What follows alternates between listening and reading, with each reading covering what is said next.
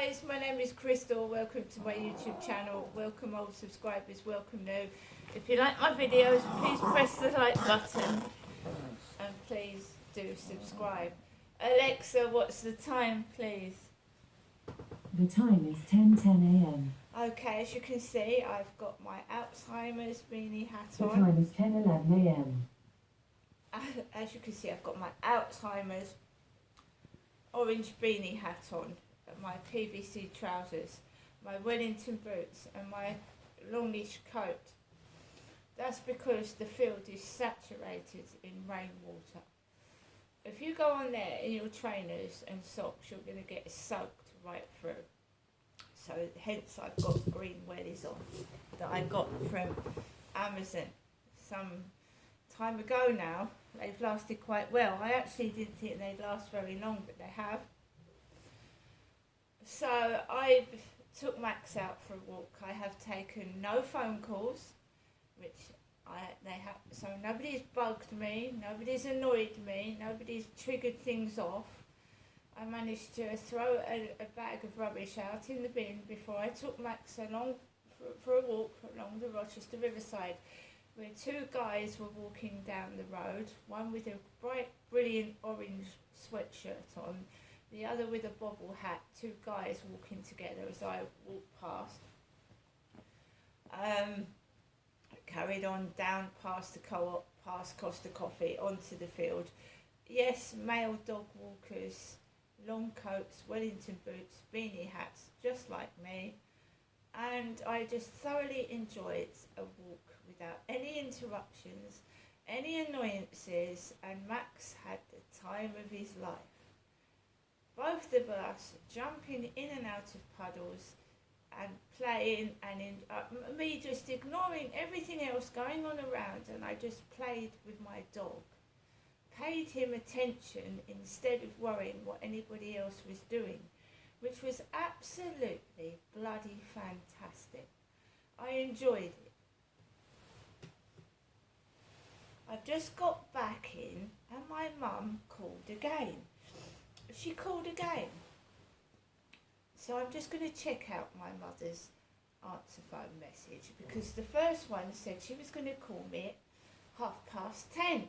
And in fact, she called me as I was going out the door with Max, but it didn't stop me going outside. I took Max out for a walk and I had a thoroughly great time. I'm going to take my hat off. Okay, take my hat off. Take my coat off. Okay. I made myself a cup of coffee before I went out and it's gone cold. So I'm going to heat it up. Right? What's happening is that I am doing what I want to do. I'm answering the phone when I want to answer it, and people are not ordering me about and telling me what to do. I'm 54 years of age, and it's time that I took charge. I'll pick up that phone and I'll dial it when I want to. Right?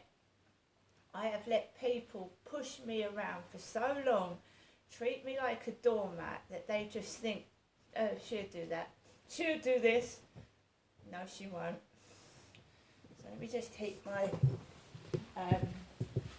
coffee up in the microwave. Alexa, can you put LBC radio on? LBC London from Global Player. Refugees like swarms and an invasion. I am reminded of the language used to dehumanize and justify the murder of my family and millions others. Why do you find the need to use that kind of language? Thanks so much for your question. And let me just say this. I too share a huge amount of concern and sympathy and frustration about the challenge that we are facing. Personally, I too am. My parents were immigrants to this country. My father was kicked out of here. He found refuge and security and opportunity in the United Kingdom at a time when it was very difficult. My mother was not born in this country. She was recruited by the United Kingdom as a girl of 18 in Mauritius. And and she came to work here as a nurse and served 45 years for our health service. And my parents came here with nothing. They came here with nothing except gratitude and a desire to give themselves to Britain. And they owe everything to this country, and they have taught me a deep and profound love of Britain and British people. Their tolerance, their generosity, their decency, their fair play.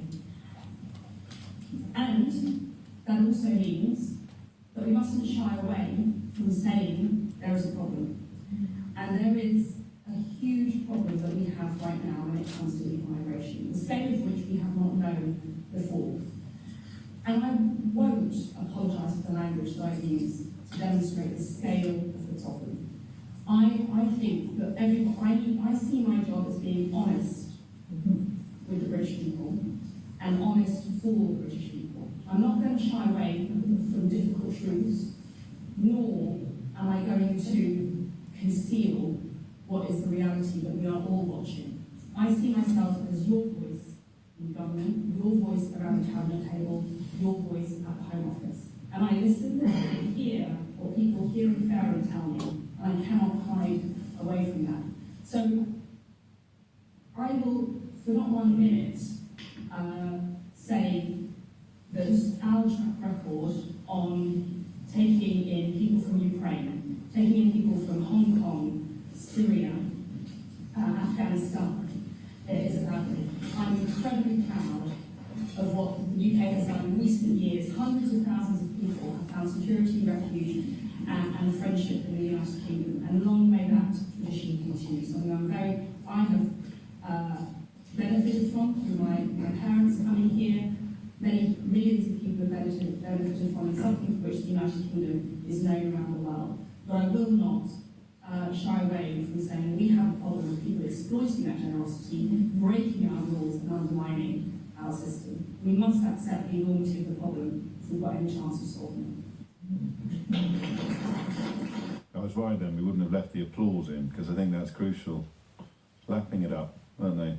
And the complete failure, of course, to address the use, particularly of the word invasion, which, as we established at the time, is a word you use only to describe enemies and threats. You never talk about an invasion of Good Samaritans, or an invasion of friends, or an invasion of apple pie.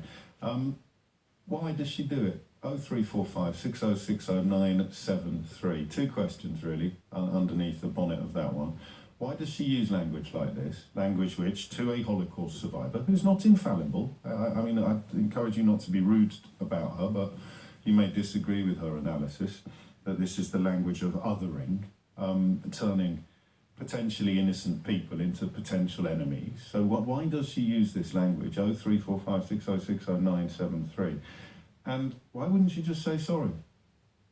And she could have said all of that. That's why I played you the full thing. She could have done all of that stuff, glossing over the fact that Syrians and Afghans are among the top nationalities of people making small boat crossings, pretending that the Ukrainian or the Hong Kong scheme somehow offer up mitigation of the failure to look after Syrians. But she could have said all of that stuff while also saying, sorry, I shouldn't have said invade. I think David Cameron said swarm back in the day. So, number one, why does she use that language? Language that reminds a Holocaust survivor of the regime that killed her family. 0345 6060 973. And number two, once a Holocaust survivor has told you that this language reminds me of the Nazi regime that killed my family, why wouldn't she just say sorry? You can answer either or both of those questions on 0345 6060 973. This is LBC. In Alexa, 1,000 yards, turn Alexa. left. Or is it right? Maybe go straight on, past... Right, guys, I am going to go now. I'm going to try and get in contact with my mum. I'm going to try and phone my mum up and to sort out what's happening. See you later.